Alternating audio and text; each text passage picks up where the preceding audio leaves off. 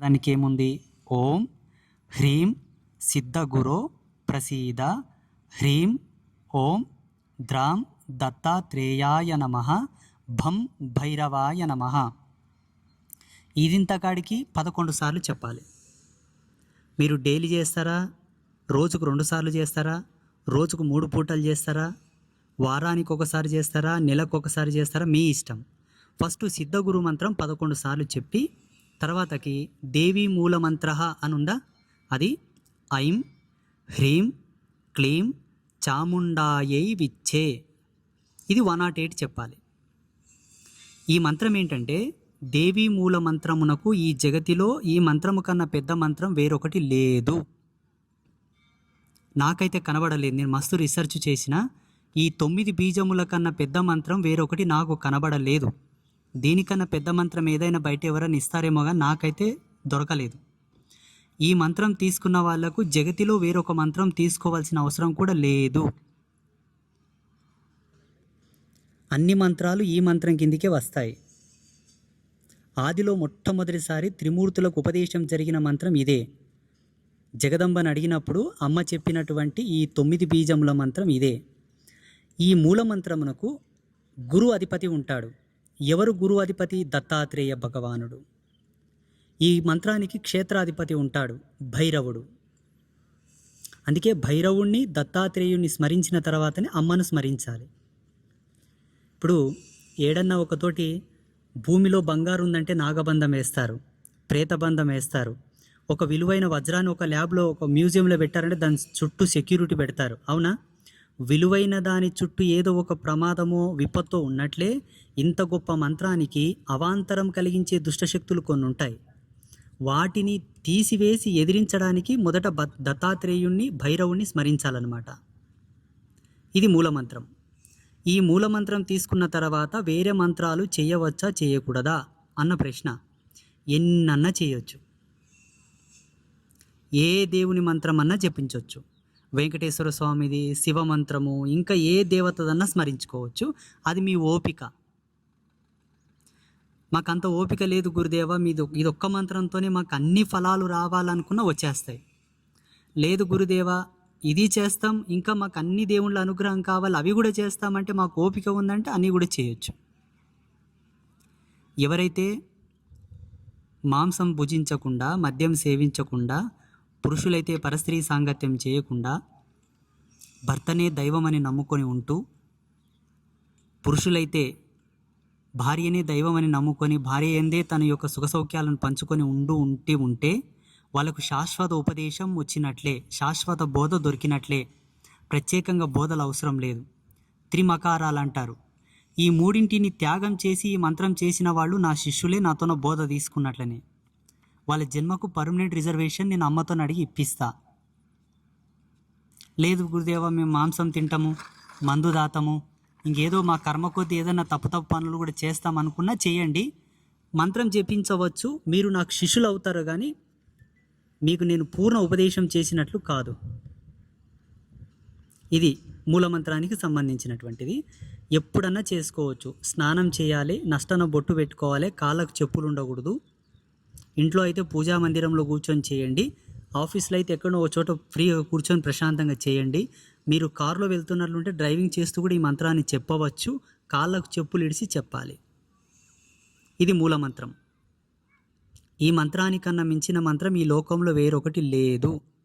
పరాశ్రీ స్వామి ననబడి నా అనుభవానికైతే వేరే మంత్రాలు దొరకలేదు, దీనికన్నా గొప్ప మంత్రం దొరకలేదు. ఇదే లాస్ట్, అంతిమము, ఆది అంతమని నా యొక్క అనుభవానికి గోచరించిన సత్యం. లలితా మంత్రం ఇవ్వండి. అర్థమైందా? ఏమైనా సందేహాలు ఉన్నాయా?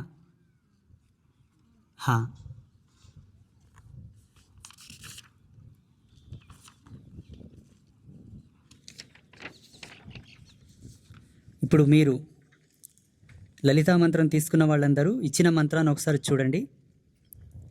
శ్రీ లలిత త్రిపుర సుందరి దేవి మూల మంత్రం ఉందా? కింద అమ్మవారి యొక్క మూల మంత్రం ఓం ఐం హ్రీం శ్రీం లలిత త్రిపుర సుందరి దేవ్యై నమః.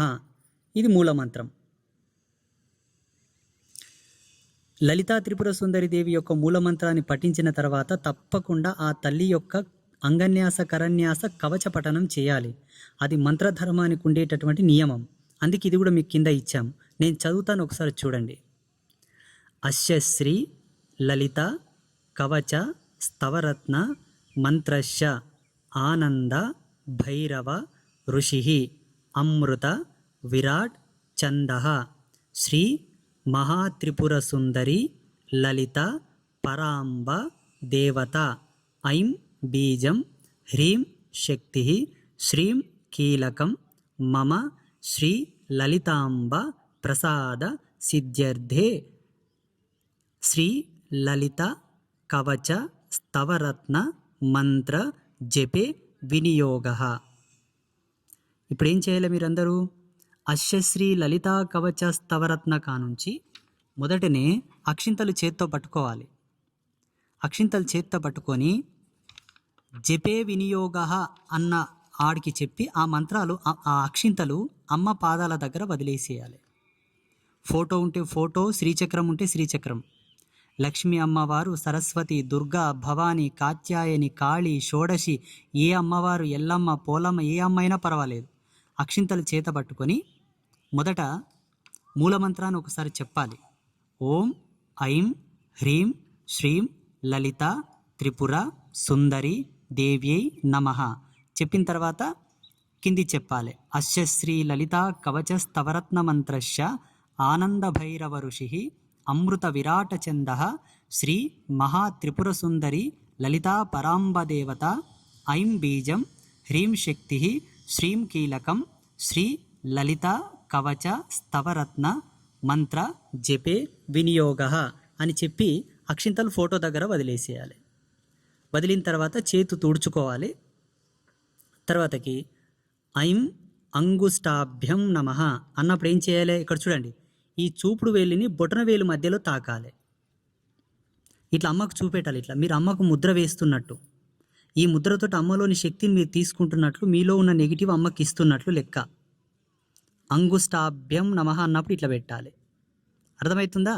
చూడండి, మొదట వచ్చిందా అంగుష్టం అంటే బొటన వేలు, స్టాభ్యం నమః ఈ వేలు మధ్యలో తాకాలి. ఇలా ఈ మూడు వేలు ఇట్లా నిటారుగా పెట్టాలి. ఇవి ఎంత నిటారుగా పెడితే అట్లా నాడులు గుంజినట్లయితే చూడండి, మీలో ఆక్యుప్రెజరల్ ఎనర్జీ అంతా ఫోటోకి వెళ్ళిపోతుంది అనమాట. కింద హ్రీం తర్జనీభ్యాం నమః అంటే చూపుడు వేలు మధ్యలో తాకాలి. చూపుడు వేలు మధ్యలో తాకాలి.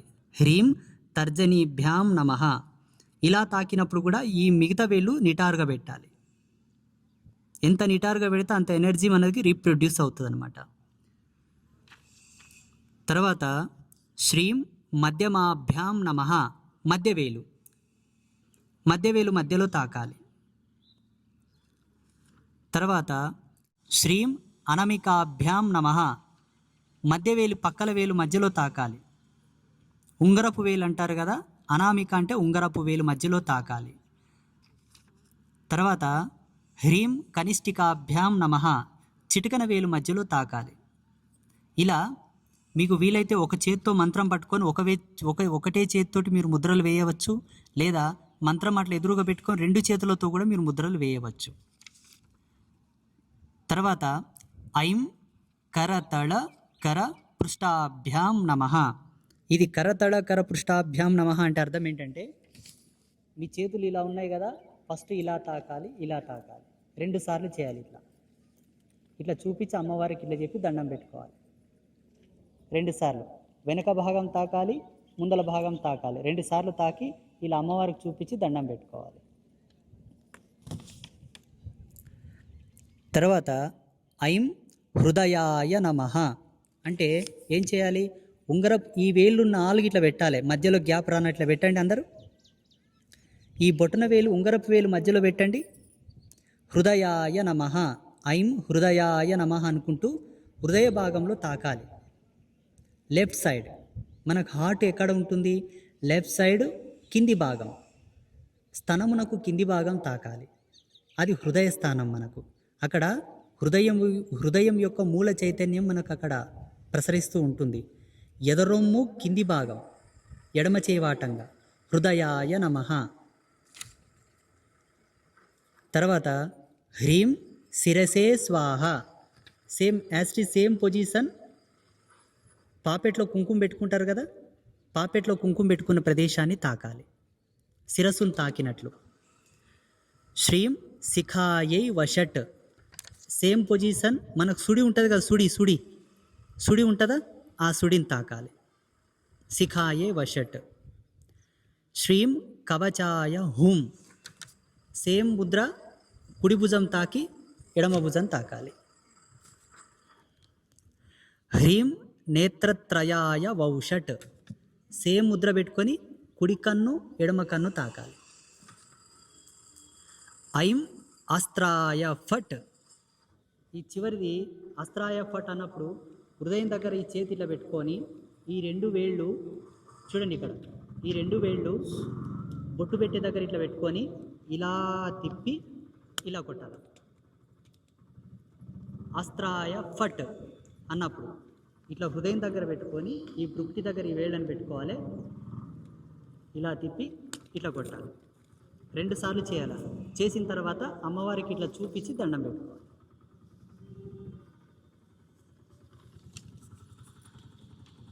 తర్వాత కింద ఒకటి ఉంది చూడండి, అస్త్రాయ ఫట్ అయిన తర్వాత భూర్భువస్సువరోమితి దిగ్బంధ అని ఉందా, ఆ మంత్రం చెప్పుకుంటే ఏం చేయాలి, అన్ని అవయవాలను ఇలా తాకాలి, అన్ని అవయవాలను ఇట్లా తాకాలి.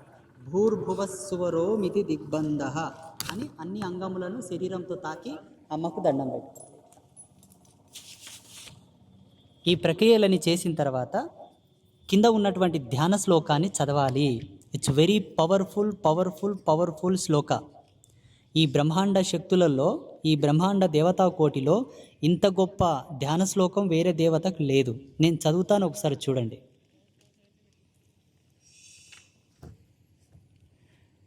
శ్రీ విద్యాం పరిపూర్ణ మేరుశిఖరే బిందు త్రికోణే స్థితాం వాగీషాది సమస్తభూతజననీం మంచే శివాకారకే కామాక్షిం కరుణ రసార్ణవమయీం కామేశ్వరాంకస్థితాం కాంతాం చిన్మయ కామకోటి నిలయాం శ్రీ బ్రహ్మ విద్యాం భజే. పంచపూజాం కృత్వా యోనిముద్రాం ప్రదర్శ్వ కకారహం పాతు ఎకారహం పాతు పాలకం ఇకారక్షక్షుషి పాతు శ్రోత్రే రక్షెల్ లకారకః హ్రీం కారః పాతు నాసాగ్రం వక్త్రం వాగ్భవ సంజ్ఞికః అకారహం పాతు కంఠం మే సకారహం స్కందదేశకం కకారో హృదయం పాతు హకారో జఠరం తదా లకారో నాభిదేశం తు హ్రీంకారః పాతు గుహ్యకం కామకూటః సదా పాతు కటిదేశం మమావతు సకారహం పాతు చోరు మే కకారహం పాతు జానుని లకారహం పాతు జంఘే మే హ్రీం కారః పాతు గుల్ఫకౌ శక్తికూటం సదా పాతు పాదౌ రక్షతు సర్వదా మూలమంత్రకృతం చైత్త కవచం యో జపేన్నరః ప్రత్యహం నియతః ప్రాతస్తస్య లోక వశం వదః. ఇక్కడ ఒక చిన్న బీజం తప్పు పడింది, మీకు స్వామి కరప్షన్ చేసి ఇస్తాడు, అది ప్రింటింగ్లో మిస్ అయినట్టుంది. అయితే మీరేం చేయాలి, ఈ రోజటి నుంచే మీ యొక్క దీక్ష ప్రారంభం. మీరు మీ ఇళ్ళకి వెళ్ళి కూడా చేసుకోవచ్చును, అభ్యంతరం ఏమీ లేదు. మీరు కూడా ఇక్కడనే ఉంటామన్నా ఉండవచ్చు 9 రోజులు. 28వ తారీఖు పూర్ణాహుతి అవుతుంది. తదుపరి మీరు ఇంటికి వెళ్ళవచ్చు. పొద్దున్నే లేచి సూర్యోదయం కాకన ముందే సుక్కలు ఉన్నంగా చేసిన స్నానమే ఋషి స్నానం, దేవతా స్నానం, ఆధ్యాత్మిక స్నానం. తద్వారా మనుజుడికి రావాల్సిన పుణ్యఫలాలు వస్తాయి. సుక్కలు కనుమరుగైన తర్వాత పొద్దు ఒడిసి పొలిమేర మీద పడిందంటే ఆ స్నానం అధమ స్నానం, సామాన్య స్నానం. దానికి మనుష్య ధర్మంతో ఎనర్జీ వస్తుంది తప్ప దేవత ఋషి ప్రతిపాదితమైన శక్తులు రావు. బ్రాహ్మీ ముహూర్తంలో స్నానం చేసుకొని చక్కగా బొట్టు పెట్టుకొని అమ్మ దగ్గర ఫోటో దీపం పెట్టి, లలిత అమ్మవారి ఫోటో పెట్టుకోవచ్చు, లైఫ్ లాంగ్ పెట్టుకోవచ్చు, ఏ అనుమానం లేదు. మీరు ఈ 9 రోజులే ఉంచుకోవాలని ఏం లేదు. ఎక్కడ లలితా త్రిపుర సుందరి ఫోటో ఉంటుందో అక్కడ సమస్త దేవతా కోటి దేవతలందరూ ఉంటారు. ఒక్క లలిత అమ్మ ఫోటో ఉంటే వేరే దేవతల ఫోటోలు అవసరం లేదు. లేదా లక్ష్మీ అమ్మవారి ఫోటో, సరస్వతి అమ్మవారి ఫోటో, ఏ అమ్మవారి ఫోటో అయినా పెట్టుకోవచ్చు. అమ్మవారి ఫోటో ముందు దీపం వెలిగించి మీకు చేతనైనటువంటి ఏదో నైవేద్యం, బెల్లమో అటుకులో ఏవో ఒకటి మీకు తోచిన నైవేద్యం పెట్టి చక్కగా పూలు పళ్ళు పెట్టి ఈ మంత్రాన్ని మీరు చేయవచ్చు. మొదట అమ్మ యొక్క మూలమంత్రం చెప్పాలి. ఓం ఐం హ్రీం శ్రీం లలిత త్రిపుర సుందరి దేవ్యై నమః ఒకటేసారి చెప్పాలి. చెప్పిన తర్వాత కింద చెప్పిన పద్ధతిలో అక్షింతలు తీసుకొని వినియోగ మంత్రం చెప్పి అమ్మ పాదాల దగ్గర వినియోగ మంత్రానికి అక్షింతలు వదిలి అంగన్యాస కరన్యాసాదులన్నీ చేసిన తర్వాత ధ్యాన శ్లోకం చదివి తర్వాత ఈ మంత్రమును 108 సార్లు జపం చేసుకోండి. 108 సార్లు జపం చేసిన తర్వాత అమ్మకు హారతిచ్చి మీ మనసులో ఉన్న కోరిక చెప్పండి. హే జగదంబ, హే జగజ్జనని, నా వంతు నా చేతనైనంత పూజ నేను చేశాను, నీ శక్తికి తగ్గట్ల నాకు వరమి అని చెప్పాలి. ఎంత గొప్ప అర్థం ఉంది చూడు. నా శక్తితో నేను చేశాను, నీ శక్తికి తగ్గట్ల వరమి అని అడగాలి. నా భూతో నా భవిష్యతి, బ్రహ్మాండాలే మార్చేస్తుంది అమ్మవారు. మిమ్మల్ని మారవడం పెద్ద విషయమా? ఇది మీ దైనందిన జీవితంలో ఈ 9 రోజులు మీరు పాటించుకోవాల్సినటువంటి దీక్ష. 28వ తారీఖు ఏంటి? ఆ రోజు పూర్ణావతి ఉంటుంది కాబట్టి మీరు ఇక్కడికే వచ్చి దీక్షా విరమణ చేయాలి. దీక్ష విరమణ చేసిన తర్వాత కూడా ఈ మంత్రమును, ఈ కవచమును, ఈ అంగన్యాస కరన్యాస, ఈ ధ్యాన శ్లోకాన్ని మేము చేయవచ్చా? లైఫ్ లాంగ్ చేసుకోండి, మీకు ఏ ఇబ్బంది లేదు. అంబాత్రయ క్షేత్రంలో మీరు తీసుకోబడినటువంటి మంత్రముల చేత, యంత్రముల చేత, చివరాకరకు తాయిత్తుల చేత కూడా మీకు ఏ విధమైన ఇబ్బందులు రావు. ఇదే నేను నా అనుభవపూర్వకంగా మీకు ఇస్తున్నటువంటి గ్యారంటీ. జరిగితే మంచి జరగాలి, కానీ చెడు అయితే జరగదు జరగదు జరగదు జరగదు. సత్యప్రమాణముగా. చాలామంది కొన్ని మంత్రాలు ఇచ్చి కొన్ని ఆంక్షలు పెడతారు, రిస్ట్రిక్షన్స్ పెడతారు. ఎందుకంటే వాళ్ళకు కూడా కొంత సేఫ్టీ అండ్ సెక్యూరిటీ అవసరం కాబట్టి. ఊరకనే మంత్రాలు ఇవ్వకూడదట. వెనకదలకు సద్బ్రాహ్మణుడు ఎవరు పడితే వాళ్ళకు మంత్రాలు ఇవ్వడం వలన 2 మన్వంతరాల వరకు బ్రహ్మరాక్షసే జన్మించాల్సి వచ్చిందట. మంత్రానికి అంత గొప్ప విలువ ఉన్నది. ఎవరికి పడితే వాళ్ళకు మంత్రాలు ఇవ్వకూడదు, ఎప్పుడు పడితే అప్పుడు ఇవ్వకూడదు. దానికి సరియగు ధర్మాన్ని, నియమాన్ని అనుసరించే మంత్రాలు ఇవ్వాలి. కాబట్టి చాలామంది మంత్రాలు ఇవ్వరు, ఇచ్చినా కఠినమైన నియమాలు పెడతారు. రూల్ అంటే రూలే, ఆజ్ఞ అంటే ఆజ్ఞ, ఎక్కడ కూడా కాంప్రమైజ్ అవ్వరు. మనమేం చేసాం దానికి? ఈ కోవలో వెళుతున్నటువంటి సమాజం అంతా కూడా ఈజీకి అలవాటు పడి, సులభతరమైన దానికి అలవాటు పడి వేరే ధర్మాలలో కలవడం, కన్వర్ట్ అయిపోవడం, దానివల్ల మన ధర్మానికి ఎన్నో అనర్థాలు జరిగేటున్నాయి. కాబట్టి అమ్మవారితో ఫైట్ చేసి నేను ఒక రిజర్వేషన్ తీసుకున్నాను. కోరి వచ్చిన వాళ్ళకు నేను మంత్రం ఇస్తాను, కోరి వచ్చిన వాళ్ళకు దీక్షనిస్తాను, కోరి వచ్చిన వాళ్ళకు తపస్సు ఇస్తాను, కోరి వచ్చిన వాళ్ళకు అనుష్ఠానం ఇస్తాను. వాళ్ళకు మంచి జరగాలి, నాకు మంచి జరగాలి, నీవు పేరు తెచ్చుకో మాకు పేరుదే అని చెప్పి మాట తీసుకున్నాను నేను. సో మీకు ఏ భయము లేదు. ఇవే కాదు, రేపు మనం ప్రత్యంగిరా చేయబోతున్నాం, దశమహావిద్యలు చేయబోతున్నాం. ఏ శక్తినైనా ఇక్కడ ఆవిష్కరణ చేసేటటువంటి భక్తి, అంతటి వినయ వినమ్రతలు, అంతటి ఏకాగ్రత మాలో ఉన్నది. సెలిమెలో నీళ్లు తెల్లగుంటే దాహం ఈజీగా తీరుతుంది. సెలిమెలో ఉన్న నీళ్లు గబ్బులేస్తే మన దాహం ఎట్లా తీరుతుంది? మేము స్వచ్ఛమై, నిష్ఠతో, పవిత్రులమై జగదంబ యొక్క సాన్నిధ్యంలో ఉన్నాము కాబట్టి మీకు ఏ భయం లేదు. యదా రాజ్య తదా ప్రజ అన్నట్లు యదా గురు తదా శిష్య, దాంట్లో ఏం సందేహం లేదు. మీరు ఎప్పుడు కూడా భయపడకండి. మీరు ఈజీగా గురుదేవా చేసినాను దినాలు చేసిన నాకు యాసరకు వచ్చిందంటే, నాకు ఎందుకో ఈ మధ్యలో జపం చేయడానికి ఇంట్రెస్ట్ రావట్లేదు గురుదేవా, నేను మంత్రత్యాగం చేయాలనుకుంటున్నాను అనుకున్నారనుకోండి, వాస్తవం చెప్పాల్సి వస్తే నా మనస్సాక్షి పూర్వకం చెప్తున్నా, మంత్రాలను వదిలిపెట్టకూడదు. 1 కేజీ బంగారు ఇస్తామంటే ఇడిచిపెడతారా? 1 కోటి రూపాయలు ఇస్తామంటే ఇడిచిపెడతారా? ఒక పూటకు వస్తే అవి కూడా ఆ బంగారు పైసలు వదిలిపెట్టవచ్చు, కానీ ఈ మంత్రాలు వదిలిపెట్టకూడదు. ఇవి నీ జన్మతో పాటు వచ్చేటివి. నెక్స్ట్ జన్మకి ఇవి సాక్ష్యం చెప్తాయి. నీ 1 కోటి రూపాయలు నీ బంగారు వేరే జన్మకు సాక్ష్యం చెప్పవు. నీవు ఇంకో జన్మ తీసుకోబోతావు, ఇక్కడికి నీకు జన్మరాహితం కావట్లేదు కదా. పోని పరాశ్రీ స్వామిలాగా మళ్ళీ పుట్టాడు అంటేనేమో ఏమైనా చేసుకోవచ్చు. మీరు మళ్ళీ పుడతారు, మళ్ళీ జన్మకు మీకు సాక్షిభూతం అయ్యేటివి మంత్రాలే. ఏ గురువు మంత్రం ఇస్తాడన్నా కూడా తీసుకోండి. ఏం చెప్పండి, గురుదేవా నేను ఒక 11 రోజులు చేస్తా, ఎక్కువ రోజులు నేను చేయలేను, ఓ మండల కాలం చేస్తా ఇలా. కానీ ఇస్తా అన్న మంత్రాన్ని వదులుకోవద్దు, తీసుకోండి. మీకు ఎప్పుడెప్పుడు జ్ఞాపకం వస్తే అప్పుడప్పుడు స్మరించండి. స్మరణ వేరు, జపం వేరు. జపం చేస్తే నియమాలు ఉంటాయి, స్మరణకేం నియమాలు లేవు. స్నానం చేసి ఉండాలి, నష్టన బొట్టు పెట్టి ఉండాలి, కాళ్ళకు చెప్పులు ఉండకూడదు, గింతే. ఈరోజు నాన్ వెజ్ తిన్నాం పలకకండి, ఈరోజు 2 కోటర్లు తాగినాం పలకకండి. ఫ్రీగా ఉన్నప్పుడైతే పలకొచ్చు కదా, పొద్దస్తమాన తాగుకుంటుంటారా ఏంది? అవునా కదా? ఇది మీకు మంచిగా క్లారిటీ ఉండాలని నేను చెప్తున్నాను. ఇక్కడ పక్కన ఎవరో ఒక గురువు ఉన్నాడు అనుకోండి, ఆయన ఒక ఏదో మంత్రం ఇస్తున్నాడు అనుకోండి, బాలా మంత్రమో షోడశి మంత్రమో, గబాలన వెళ్ళి తీసేసుకోండి. అది మంత్రత్యాగం చేయొద్దు. ఒకవేళ చేస్తామో మాకెందుకో మంచిగా అవ్వట్లేదు అనుకుంటే, ఈ జగతిలో అన్నింటినీ ఇచ్చేది గోమాత, అన్నింటినీ తీసుకునేది గోమాత. వెనకతలకు ఒక కథ చెప్తాను. పెద్ద యాగం చేశాడు ఒక ఋషి. యాగంలో లోపం జరిగింది, దోషం జరిగింది.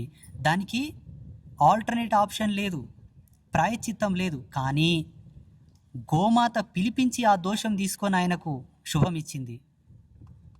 మీరేం చేయాలి? గోమాత దగ్గరికి వెళ్ళి ముచ్చటగా 3 ప్రదక్షిణలు చేసి సాష్టాంగ నమస్కారం చేసి, మగవాళ్ళైతే కుడి చెవిలో, ఆడవాళ్ళైతే ఎడమ చెవిలో, ఓ గోమాత, విశ్వమాత, నేను పలానా గురువుతో ఈ మంత్రం తీసుకున్నా, నా రాతనో నా కర్మనో నా వెనుక ఏం పాపం ఉందో ఈ మంత్రం జపించినప్పటి నుంచి నాకు మంచిగా అయితే లేదు, అందుకే నేను మంత్రత్యాగం చేస్తాను, నువ్వు తీసుకో అని చెప్పి ఆ మంత్రంను 3 సార్లు గోమాత చెవిలో చెప్పాలి. తర్వాత గోమాత యొక్క తోకతో అటు ఇటు 3 సార్లు తరుముకొని నెత్తిలో కొట్టుకోవాలి. కొట్టుకున్న తర్వాత మళ్ళీ సాష్టాంగ నమస్కారం చేసి ఓ కాయో పండో బెల్లమో బియ్యమో గోమాతకు తినబెడితే మీ మంత్రత్యాగం అయిపోయినట్లనే. అర్థమైంది అందరికీ? ఇప్పుడు ఈ లలితా మంత్రమును నేను చెప్పిన పద్ధతిగా అంగుష్టాభ్యం, తర్జని, మధ్యమ, అనామిక, కనిష్ట, కర్తళకర, అస్త్రాయఫట్, భూర్భువస్వరోమితి దిగ్బంధతో కలుపుకొని ధ్యాన శ్లోకం కూడా సంపూర్ణంగా చేసేసి అమ్మ కృపను పొందండి. సరేనా? ఇక మూలమంత్ర జపం చేసే వాళ్లకు సిద్ధగురు మంత్రాన్ని 11 సార్లు చెప్పి మూలమంత్రాన్ని 108 సార్లు జపం చేసుకొని అమ్మకు హారతి ఇచ్చి కొబ్బరికాయ కొట్టుకోండి. పరాశ్రీ స్వామితోటి ఎవరైతే జీవితాంతం బోధ తీసుకుంటారో, ఉపదేశం తీసుకుంటారో, లైఫ్ లాంగ్ మేము పరాశ్రీ స్వామి శిష్యులము అనే వాళ్లకు ఈ మూలమంత్రమే ఇస్తాను. ఇదే వాళ్ళకు పూర్ణ బోధ. వాళ్ళ జ్ఞాననేత్రంలో ఒక బ్లింక్, ఒక ఎనర్జీ కనబడాలి నాకు. అప్పుడు వాళ్ళకి తొడమిన ఉష్ణ పెట్టుకొని పాలు దాపుతా. ఆనాడు క్షీరసాగర మదనమునందు ఆలాహలము సేవించినటువంటి పరమశివునికి తారాదేవి స్తనపాలిచ్చి ఆయనని మూర్ఛ నుండి బయటికి తెచ్చింది. కానీ అదొక విధమైనటువంటి తత్వం, అదొక విధమైన దార్శనికత. కానీ శివునికి పూర్ణబోధ చేసింది తారా అమ్మవారు. అదే పరంపరతో గురుబోధ ఇచ్చేవాళ్ళు శిష్యునికి పరిపూర్ణం చేయాలంటే తొడమిన ఉష్ణ పెట్టుకొని పాలు దాపుతారు. ఇప్పటివరకైతే చాలామందికి ఇచ్చాను, కానీ ఎవరు ఆ అర్హత పొందలేదు. మరి ఎందుకో ఏమో అర్థం కాదు. మీ సత్యనిష్టపై, మీ ధర్మనిష్టపై ఆధారపడి ఉంటుంది. మీరు ఎట్లెట్లా మంత్రాన్ని జపం చేస్తారో ఈడ ఒక బ్లింక్ వస్తుంది, ఒక ప్రకాశం డాట్, అది నాకు కనబడుతుంది. కనబడ్డప్పుడు నేను చెప్తా, ఫలానా రోజు రా, ఫలానా పద్ధతిలో రా, ఫలానా ద్రవ్యములు తెచ్చుకో, ఫలానా సమయానికి నీకు పరిపూర్ణం చేస్తానంటాను. ఇంకా ఆయన మళ్ళీ పుట్టడు. ఒకవేళ ఆ జీవుడు పుట్టాల్సి వస్తే ఇంకో లోకంలో పుట్టాలి తప్ప ఈ లోకంలో పుట్టడు. ఈ బాంబులు వేసుకునే లోకంలో పుట్టడు. ఈ పట్టపగులే గొంతులు కోసే లోకంలో పుట్టరు. అర్థమవుతుందా? శుభమస్తు. జగదంబ పదసన్నిధి సాక్షిగా మీ దీక్షలు సఫలమై, మీ జీవితంలో ధన్యమై, మీ కోరికలన్నీ నెరవేరి, కోరికలంటే మళ్ళా ఇంకో కోరికలు అనుకోకరి, మీ కోరికలో బహు విచిత్రములు ఉంటాయి. ధర్మపరమైన కోరికలు నెరవేరి మీరు అనుకున్నటువంటి ధన కనక వస్తు వాహనాదులు మీకు సంప్రాప్తమై అమ్మ కృపను పొంది గురు కటాక్షను కూడా పొందాలని ఆశీర్వాదం చేస్తూ శుభమస్తు, తదాస్తు. ఇప్పుడు చక్కగా వెళ్ళి అమ్మకు దర్శనం చేసుకొని ఎవరెవరి మంత్రాన్ని వాళ్ళు చెబుతూ 9 ప్రదక్షిణలు చేసి రుద్రశూలం దగ్గర చిట్టి పెట్టి, అమ్మా జగజ్జనని, స్వామివారు మాకు ఈ మంత్రం ఇచ్చారు. ఇవ్వడానికి ఆయనకు అర్హత ఉందో లేదో మాకు తెలియదు, తీసుకోవడానికి మాకు అర్హత ఉందో లేదో మాకు తెలియదు. అటు గురువుగారికి ఇటు మాకు మధ్యలో నువ్వు ఉన్నావు కాబట్టి స్వామిని మమ్మల్ని చల్లగా చూడమ్మా అని ఒక మాట చెప్పి ఆజ్ఞ తీసుకోండి.